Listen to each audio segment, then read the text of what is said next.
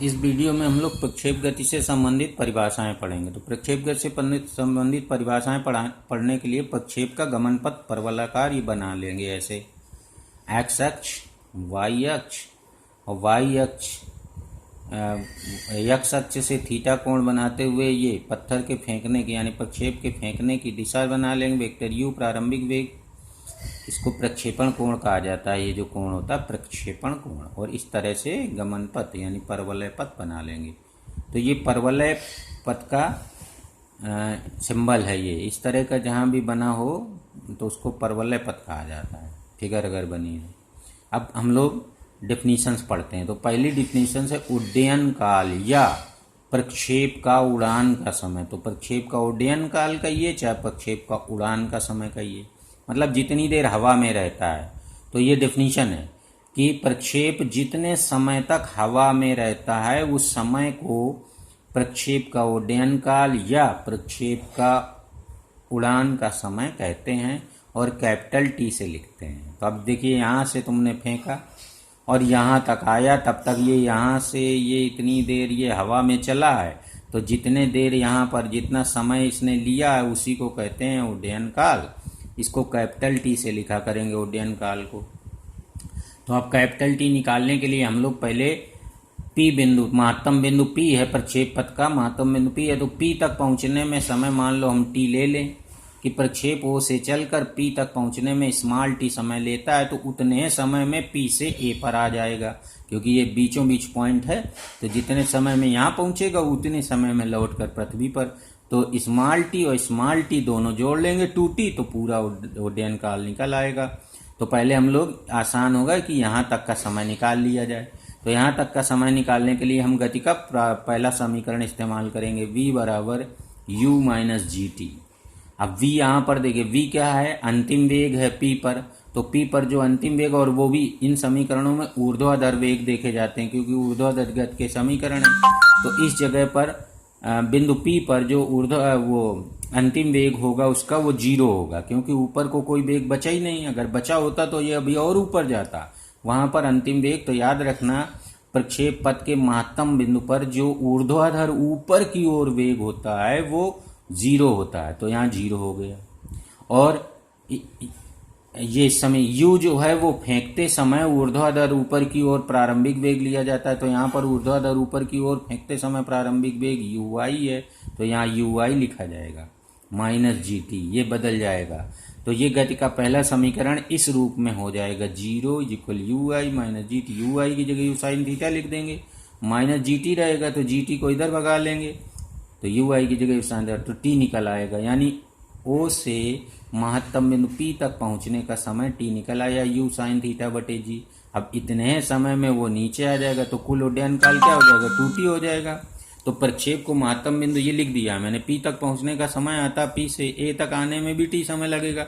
तो उड्डयन काल t बराबर हो जाएगा 2t के बराबर। तो t बराबर हो जाएगा 2u, इस t का मान रख देंगे 2u साइन थीटा पान। उड्डयन काल का ये सूत्र है, t बराबर 2u साइन थीटा पान जी, और ये समय तो मात्रक सेकंड होता है। तो ये याद रखना, ये उड्डयन काल की बात होगी।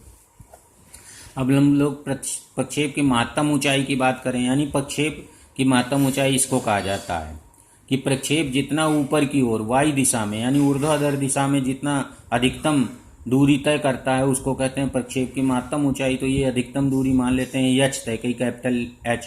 तो अब गति के तृतीय समीकरण लगाकर हम निकाल लेते हैं। तो गति का तृतीय समीकरण होता है v स्क्वायर बराबर u स्क्वायर माइनस 2gh। अब यहाँ पर सब के सब ऊर्ध्वाधर दिशा में देखेंगे, तो p पर ऊर्ध्वाधर दिशा में अंतिम वेग 0, तो यहाँ पर 0 vy लिख लो। अभी vy square uy square minus 2g, और कैपिटल h हो जाएगा। यहाँ महत्तम ऊंचाई को कैपिटल h से लिख लेते हैं। अब अंतिम वेग देखिए, p पर अंतिम वेग क्या हो जाएगा, 0, अभी पीछे लिखा गया था तो 0 हो गया। और ये फेंकते समय प्रारंभिक वेग होता है, तो ये u साइन थीटा बनेगा, ये लिखा हुआ है ये प्रारंभिक वेग। तो अब इसमें मान रख दीजिए, तो vy की जगह 0 हो जाएगा और uy की जगह u साइन थीटा। याद रखना, फेंकते समय प्रारंभिक वेग ऊपर की ओर देखा जाता है ऊर्ध्वाधर वेग, तो ये uy है, u साइन माइनस 2gh। अब 2gh को इधर भगा लो, ये हो गया u square sine square theta. तो एच निकल आया। तो इस तरह सिंपल वे में निकल आता है। तो एच बराबर हो जाएगा you square sine square theta upon 2g। तो ये महत्तम ऊंचाई का सूत्र है प्रक्षेप के, जितने ऊपर वाई दिशा में जितना अधिकतम चलता है। इसका मात्रक मीटर हो जाएगा क्योंकि ये ऊंचाई है। अब प्रक्षेप की परास समझते हैं, क्षैतिज परास। तो प्रक्षेप की क्षैतिज परास जो होती है वो क्षैतिज दिशा में प्रक्षेप जितना विस्थापित होता है, यानी क्षैतिज दिशा में प्रक्षेप के विस्थापन को क्षैतिज परास कहते हैं। तो विस्थापन होता है अंतिम स्थिति माइनस प्रारंभिक स्थिति, यानी ये वाली डिस्टेंस जो है ये क्षैतिज परास कहलाती। ओ से ए तक की डिस्टेंस क्षैतिज परास। अब ओ से ए तक की डिस्टेंस क्षैतिज परास को हम लोग कैपिटल आर से लिखते हैं, और डिस्टेंस निकालने के लिए, दूरी निकालने के लिए उस दिशा में चाल इंटू समय देखा जाता है। तो चाल है यू एक्स, और यहाँ ओ से ए तक का समय जो है ये यहाँ से यहाँ तक आया है, उड्डयन काल के बराबर लेते हैं। तो जो क्षैतिज परास होता है तो क्षैतिज परास ओ ए कहलाता है, जिसे आर से लिखते हैं, और आर बराबर होता है क्षैतिज वेग इंटू उड्डयन काल। तो ये प्रक्षेप का क्षैतिज वेग है जिसको यू कॉस थीटा लिखते हैं, यानी यू एक्स लिखते हैं पहले। तो उड्डयन काल को कैपिटल टी और यू एक्स की जगह हम लोगों ने यू कॉस थीटा सीखा है, हो जाता है। तो यू कॉस थीटा आ जाएगा, कैपिटल टी की जगह उड्डयन काल अभी निकाल ही चुके 2u साइन थीटा अपान जी, ये हो गया। अब यहाँ से यू स्क्वायर हो गया और 2 sine theta cos theta sine 2 theta हो गया, ये फार्मूला है अपान जी हो गया। तो ये क्षैतिज परास का सूत्र है। इसको मीटर में इसका मात्रक लिखेंगे, मीटर, क्योंकि ये भी दूरी है या लंबाई है। अब यहाँ देखिए इस फार्मूले में यदि थीटा के स्थान पर 90 माइनस थीटा रखें तो परास नया आर डैश बराबर हम लिखेंगे यू स्क्वायर साइन 2 ब्रैकेट में 90 माइनस थीटा इस वाले में रखा गया, इस थीटा की जगह 90 माइनस थीटा रखा। तो देखो क्या आता है। अब 2 का अंदर गुणा कर दिए तो 180 माइनस 2 थीटा हो जाएगा। अब यहाँ पर साइन 180 माइनस 2 थीटा होता है साइन 2 थीटा अगेन, तो फिर वही आ गया जो पहले था। तो आर डैश बराबर आ गया u square sine 2 theta upon g बराबर आर लिख देंगे। इसका मतलब है कि अगर प्रक्षेपण कोण थीटा के स्थान पर 90 माइनस थीटा भी रख दिया जाए तो जो क्षैतिज परास होता है प्रक्षेप का बराबर होता है। अब इसका अर्थ समझिए, थीटा व 90 डिग्री, इसका मतलब ये हुआ कि थीटा पर कोण पर फेंका जाए क्षैतिज के साथ, चाहे 90 माइनस थीटा पर फेंका जाए, वो बराबर एक ही जगह गिरेगा जाके, सेम स्थान पर गिरेगा जाके। तो इसका मतलब ये हुआ कि चाहे 30 डिग्री पर फेंकिए, चाहे 90 माइनस 30 यानी 60 डिग्री, तो चाहे 30 अंश से फेंकिए, ये बनाया है मैंने चित्र, 30 अंश से ऐसे फेंकिए तो ये यहाँ आके गिरेगा। और अब 90 में 30 घटा दीजिए, 60 अंश आया।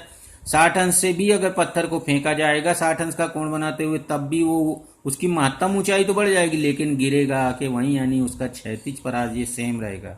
ये मतलब है इसका। अब अगर हम 15 डिग्री से फेंक रहे हैं, ये 15 डिग्री से फेंके तो 15 डिग्री से फेंकेंगे तो ऐसे इस पथ पर चलता हुआ ये यहाँ आ जाएगा। अब 90 में 15 घटाएंगे तो 75 डिग्री आ गया। अगर 75 डिग्री से इसी पत्थर को ऊपर की ओर फेंकें उसी वेग से तो इसकी महत्तम ऊंचाई तो बढ़ जाएगी लेकिन आके गिरेगा आके वहीं। तो ये मतलब है कि, तो याद रखना कि प्रक्षेप का जो परास होता है क्षैतिज परास, वो थीटा व 90 माइनस थीटा डिग्री के प्रक्षेपण कोणों पर बराबर होता है। ये अब यहाँ पर अगर हम थीटा की जगह 45 डिग्री ले लें, 45 डिग्री कोण से फेंकें तो साइन 2 थीटा जो सूत्र में लिखा है उसमें साइन 2 थीटा की जगह साइन 90 आ जाएगा, साइन 91 होता है जो कि उसका अधिकतम मान है, तो क्षैतिज परास अधिकतम हो जाएगा। तो 45 डिग्री के कोण पर फेंकने पर जो क्षैतिज परास होता है वो अधिकतम होता है, उसे आर मैक्स से लिखते हैं। तो आर मैक्स बराबर हो जाएगा यू स्क्वायर, और जहाँ साइन 2 थीटा लिखा था वहाँ 1 हो जाएगा, यानी उसको लिखेंगे नहीं, तो यू स्क्वायर अपान जी, यानी अधिकतम क्षैतिज परास का फॉर्मूला होता है यू स्क्वायर अपान जी। अब प्रक्षेप पथ परवलय होने की सीमाएं किताब से पढ़ लेना और इनके उपयोग भी पढ़ लेना कि 45 डिग्री का उपयोग क्या है। 45 डिग्री से क्षैतिज परास अधिकतम होता है, तो ऐसे जो खेल कूद के दौरान जैसे भाला फेंकना हो या शॉट पुट फेंकना हो या डिस्कस थ्रो करना हो, तो इस तरह से फेंका जाता है कि फेंकते समय जब वो भाला आगे बढ़े तो क्षैतिज से 45 डिग्री का कोण बनाए। या लॉन्ग जंप में, लॉन्ग जंप जब भी करो तो 45 डिग्री कोण पर अगर उछलोगे तो सबसे ज़्यादा दूर जाकर गिरोगे और जीत जाओगे। तो ये याद रखा जाता है स्पोर्ट्स में।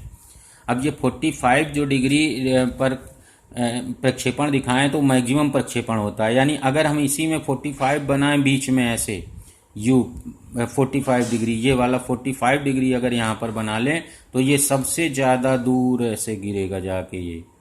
तो जो 45 डिग्री कोण पर वस्तु प्रक्षेपित की जाती है उसका जो क्षैतिज परास होता है ये वो सबसे ज़्यादा होता है। तो याद रखना, इसीलिए इसका उपयोग गेम्स में किया जाता है।